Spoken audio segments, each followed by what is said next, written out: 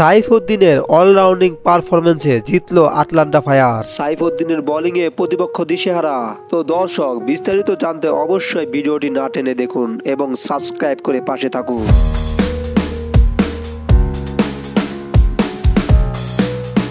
মোহাম্মদ সাইফুদ্দিন বর্তমানে যুক্তরাষ্ট্রের minor cricket league মাতাচ্ছেন। বর্তমানে এই অলরাউন্ডার আটলান্টা জার্সিতে সময়টাও খুব ভালো কাটছে। প্রথম ম্যাচও তার কিপ্টে বোলিং এ 4 ওভারে মাত্র 13 রান দিয়ে নিয়েছিলেন 3 উইকেট। সেই ম্যাচে ম্যাচ সেরা পুরস্কারও উঠেছিল তার হাতে।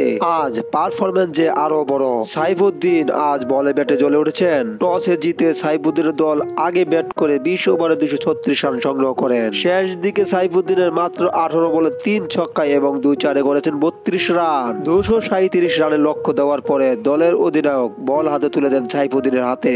প্রথম বলে যে পেয়ে গেলেন সাফল্য সাইফুদ্দিন এবং শেষে আবারও বোলিং করতে আসলে তুলে নেন আরো একটি উইকেট। তার স্পেলের 4 ওভার বল করে মাত্র 11 রান দিয়ে তুলে নেন দুইটি উইকেট। তার এই পারফরমেন্সে আশা যোগাচ্ছে ক্রিকেট প্রেমীদের। তাহলে আবারও কি জাতীয় দলে দেখা যাবে সাইফুদ্দিনকে? তো দর্শক, আপনাদের কি মত অবশ্যই কমেন্ট বক্সে জানিয়ে দিবেন। ধন্যবাদ।